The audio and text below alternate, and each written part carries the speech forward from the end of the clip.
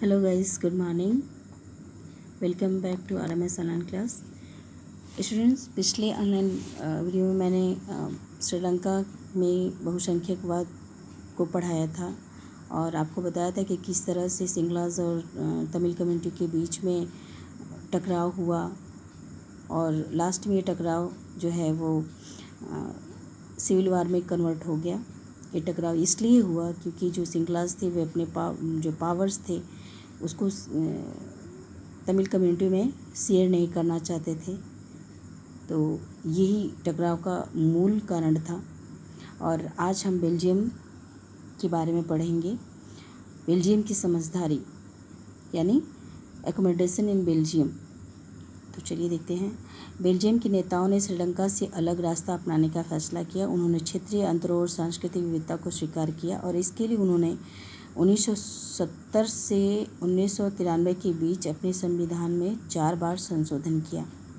क्यों? सिर्फ इसलिए कि देश में रहने वाले किसी भी व्यक्ति को बेगानेपन का एहसास न हो और सभी मिलजुल कर रहें। और इसके लिए उन्होंने अपने संविधान में कौन कौन से संशोधन किए, किस तरह से उसको जो है अमेंड किया, उसको देखते हैं। संविधान में इस बात का स्पष्ट प्रावधान है कि केंद्रीय सरकार में डच और फ्रेंच भाषी मंत्रियों की संख्या समान रहेगी। यानी कि वहाँ की जो बेल्जियम सरकार थी उन्होंने ये तय किया कि जो डच स्पीकर और फ्रेंच स्पीकर थे उनके मिनिस्टर की जो संख्या थी वो इक्वल रहेगी। अब अगला पॉइंट देख लेते हैं। केंद्र सरकार की अनेक शक्तियां देश के 2 इलाकों की क्षेत्रीय सरकारों को सुपुर्द कर दी गई, यानी कि राज्य सरकारें केंद्रीय सरकार के अधीन रह गई।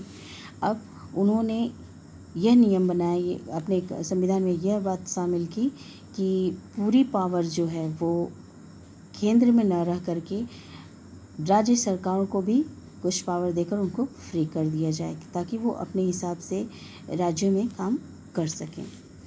अगला पॉइंट देख लेते हैं। ब्रुसेल्स में अलग सरकार और इसमें दोनों समुदायों का समान प्रतिनिधित्व है। फ्रेंच भाषी लोगों ने ब्रुसेल्स में अपना समान प्रतिनिधित्व के इस प्रस्ताव को स्वीकार किया क्योंकि डच भाषी लोगों ने केंद्र सरकार में बराबरी का प्रतिनिधित्व स्वीकार किया था। अब जो ब्रुसेल्स थी वहाँ के लोगों ने डच भाषी लोगों को केंद्र में सरकार के डच भाषी लोगों को जब केंद्र की सरकार में बराबरी का प्रतिनिधित्व स्वीकार किया था तो ब्रुसेल्स के लोगों ने फ्रेंच भाषी लोगों को समान प्रतिनिधित्व का जो है अवसर दिया। लास्ट पॉइंट, केंद्रीय और राज्य सरकारों के अलावा यहाँ एक तीसरे स्तर की भी सरकार काम करती है और ये तीसरे स्तर की सरकार है सामुदायिक सरकार। इस सरकार का चुनाव एक ही भाषा बोलने वाले लोग करते हैं, यानी कि फ्रेंच या डच या तो जर्मन बोलने वाले लोग। वो जर्मन 1% है कि 59% है डच और फ्रेंच 40% है। और ये तय किया गया कि जहाँ जहाँ ये लोग हैं ये अपने क्षेत्रों में इन्हीं लोगों का चुनाव होगा,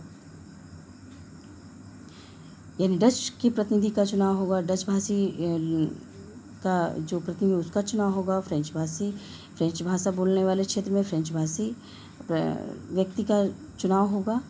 और इस तरह से जो है इस सरकार को संस्कृति, शिक्षा और भाषा जैसे मसलों पर फैसले लेने का अधिकार दिया गया क्योंकि केंद्र सरकार जो है ये सेंसिटिव जो ये मुद्दे हैं जैसे कल्चर है और एजुकेशन है, लैंग्वेज है, इनको उसने टच नहीं किया, बल्कि ये सारे मुद्दे उन्होंने जो है यानी कि बेल्जियम की सरकार ने सामुदायिक सरकार को सौंप दिया ताकि सभी अपने अपने क्षेत्र में अपने अपने जो भाषा बोलने वाले, डच बोलने वाले, फ्रेंच बोलने वाले, जर्मन बोलने वाले लोग अपने अपने क्षेत्र में विकास का काम कर सकें।